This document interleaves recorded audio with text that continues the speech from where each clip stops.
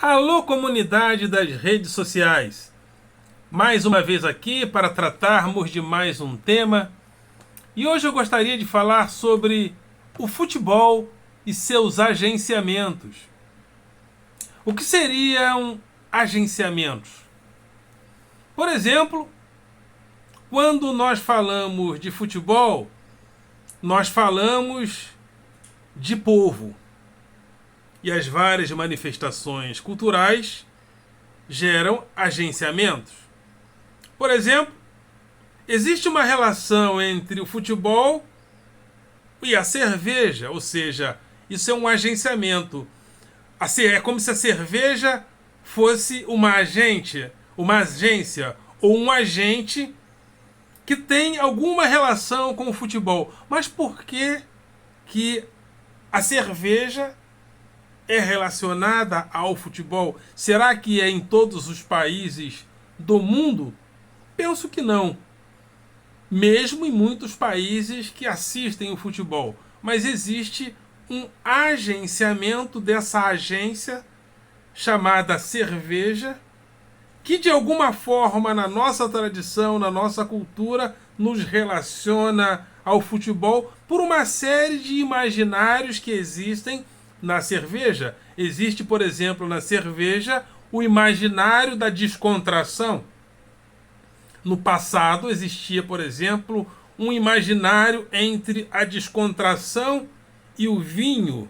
Quando as pessoas queriam comemorar, elas bebiam vinho. Vinho era uma bebida popular. Tanto é que, segundo está escrito, em um casamento, Jesus multiplicou o vinho.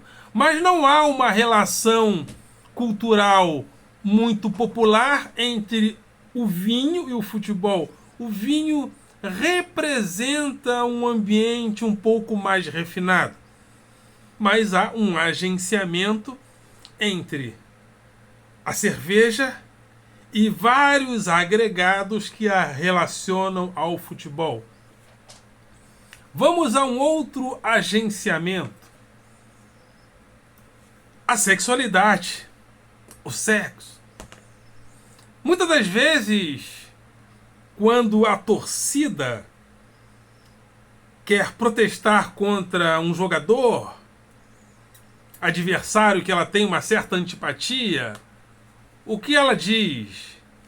Viado, viado, ou seja, ela usa um termo pejorativo relacionado à sexualidade para atingir naquele momento aquele jogador, para que isso de uma certa forma o desestabilize durante a partida, ou simplesmente porque a torcida está irritada com o talento dele, que naquele dia talvez não esteja funcionando.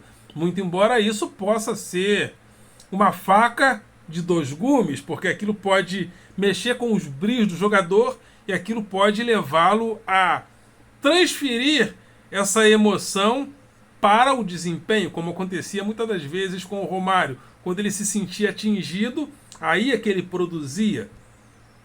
Então há um agenciamento entre o futebol, seus vários agentes, e a sexualidade, que tem uma relação com a cerveja.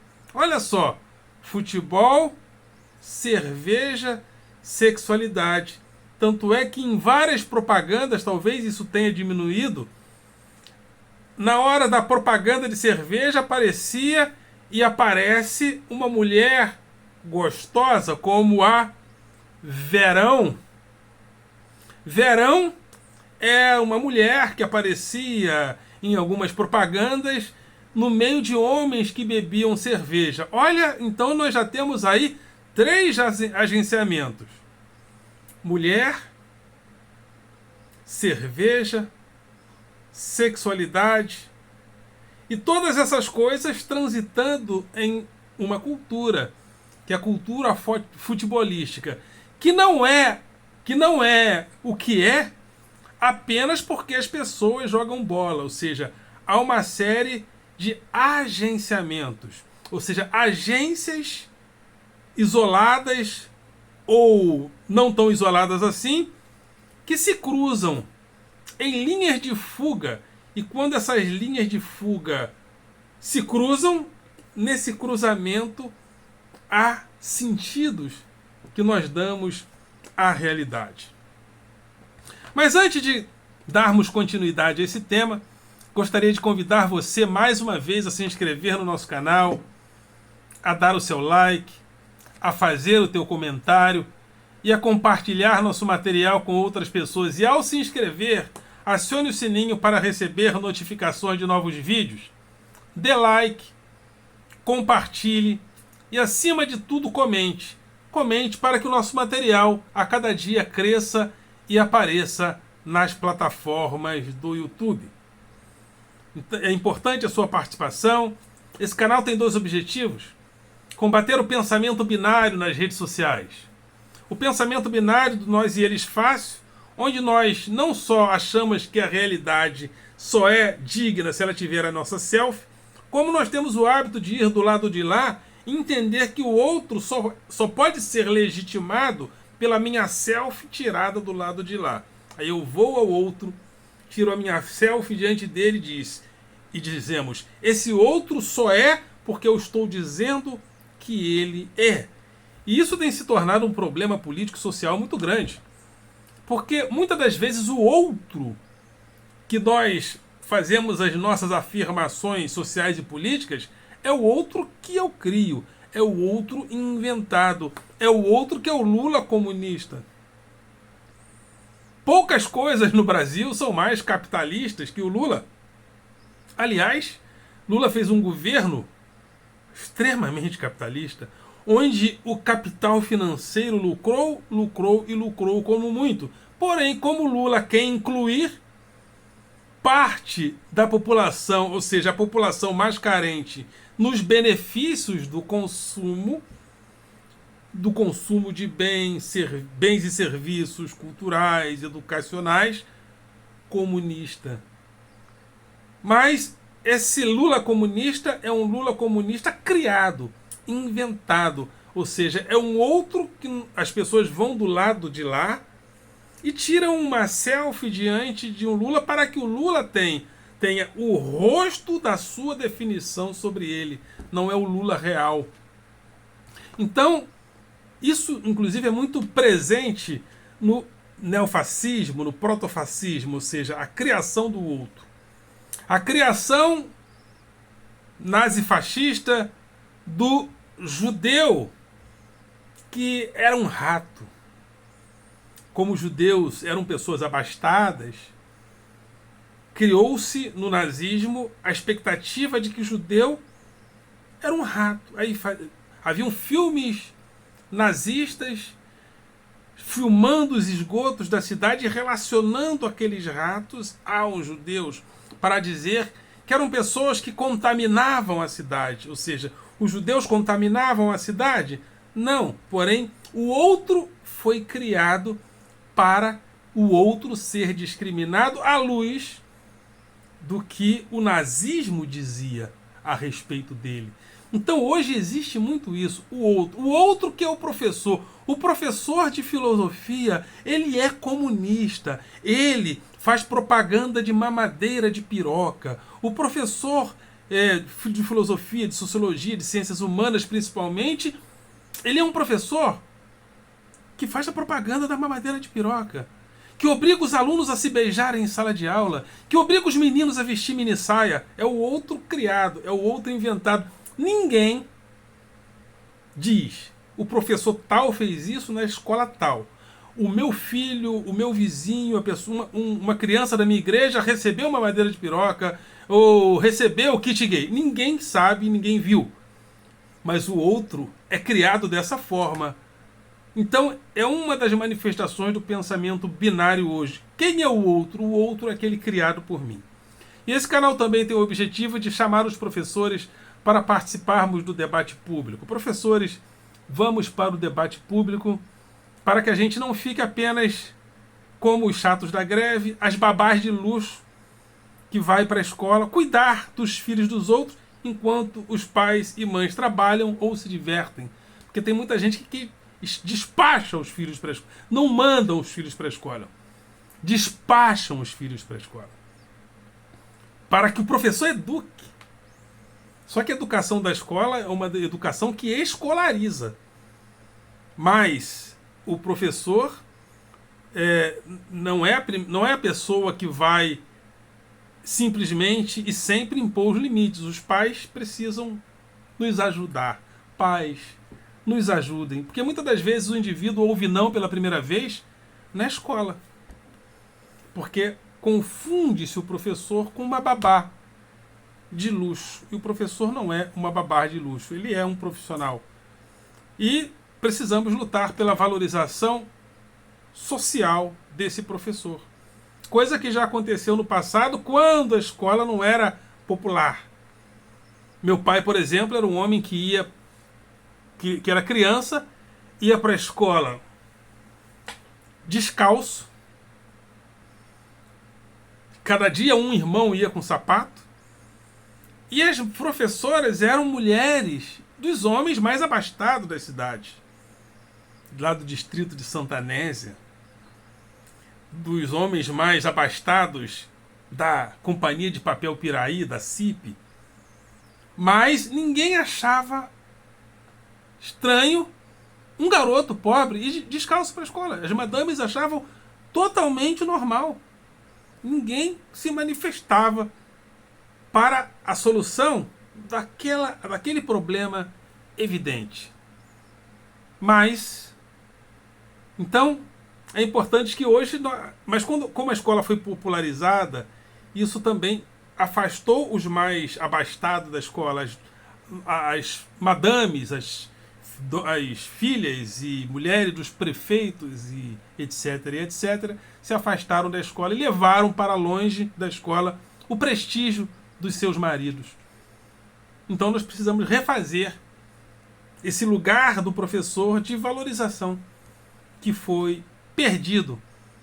Mas nós não podemos desistir e eu não vou desistir. Então faça o teu canal, vamos reverberar a voz do magistério, falando sobre os mais variados assuntos.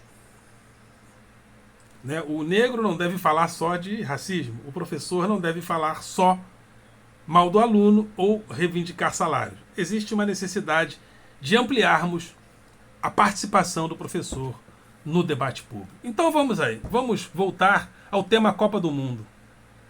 Hoje eu estava perscrutando os meios de comunicação, passando pelo Google e vi uma colocação, parece que foi hoje mesmo, da Mulher Melão. A Mulher Melão, né, que tem alguns sites onde ela aparece em ensaios sensuais, aparece nua, enfim. E segundo ela, os jogadores da seleção, ou seja, alguns jogadores da seleção, a acompanham nesses ensaios, que alguns gostam de vê-la com as suas curvas generosas, né? Você gosta da Mulher Melão? Olha, não vou falar não, porque minha mulher é ciumenta. Mas a Mulher Melão, né, revelou que alguns jogadores da seleção a acompanham por ali, né? Acompanham nesse seu site. Será que vai vazar? Será que vai vazar fotos nuas da Mulher Melão tendo compartilhado com os rapazes da seleção? Oh, rezemos para que sim, né? E Deus ouve esse tipo de oração, sabia? Porque é uma oração justa, que vem do coração. Então se você orar para Jesus, para as fotos da Mulher Melão pelada vazar, essas fotos vão vazar da gente. Porque Deus, ele ouve um coração quando esse coração é um coração sincero, ok? Então, é isso aí. Então, percebam que sobre o que a gente está falando, futebol, Copa do Mundo, cerveja, mulher nua, sexualidade. Olha quantas coisas atravessam, porque existe uma coisa que Deleuze e Guattari chamavam de linha de fuga. Tem uma obra de Deleuze e Guattari, Mil Platôs. E nos primeiros capítulos de Mil Platôs, Deleuze e Guattari falam de 3 formas de nós percebermos a realidade, as nossas organizações de vida social. Existe a maneira de enxergarmos as gerações da realidade através da árvore pivotante. Ou seja, tudo teria sido gerado a partir de um ponto. Podemos incluir aí, por exemplo, o criacionismo, onde Deus seria o ponto nevrálgico, o ponto de convergência, onde todas as coisas são geradas e para onde todas as coisas retornam. Isso é uma das representações históricas da árvore pivotante. Em Aristóteles, podemos perceber também essa tradição naquilo que Aristóteles chamava de primeiro motor imóvel, ou seja, todas as coisas se movem, segundo Aristóteles, buscando o seu repouso. Então, a realidade teria referência em um primeiro motor imóvel, que não estaria em movimento porque ele seria pleno. Então, percebam mais uma vez que a ideia da árvore pivotante aparece. Pivô, né? Porém, existe uma outra maneira mais moderna de compreendermos a realidade, que seria através dos pontos fasciculados, ou seja, vários pontos se ligam através de várias linhas, mas as referências seriam esses mesmos pontos que seriam a base de todo um sistema de organização da realidade. Diferentemente da árvore pivotante, que tem um ponto de convergência de onde todas as coisas vêm e para onde todas as coisas retornam, a árvore fasciculada, ou seja, o sistema fasciculado, ele é um sistema onde vários pontos são distribuídos e através desses pontos passam várias linhas. Porém, há endereços fixos que seriam esses pontos. Mas, por outro lado, existe também o que Deleuze e Guattari chama de rizoma. O rizoma já não partiria de nenhuma raiz pivotante, não haveriam pontos por onde passam as linhas, pontos fixos por onde passam as linhas. Toda a realidade é vista por Deleuze e Guattari como uma espécie de realidade que começa no movimento. E esses vários movimentos da realidade, que nós também podemos trazer para a vida social, se encontram. Só que se encontram não por qualquer tipo de ponto nevrálgico ou pontos fasciculares. Esses pontos são formados a partir do movimento.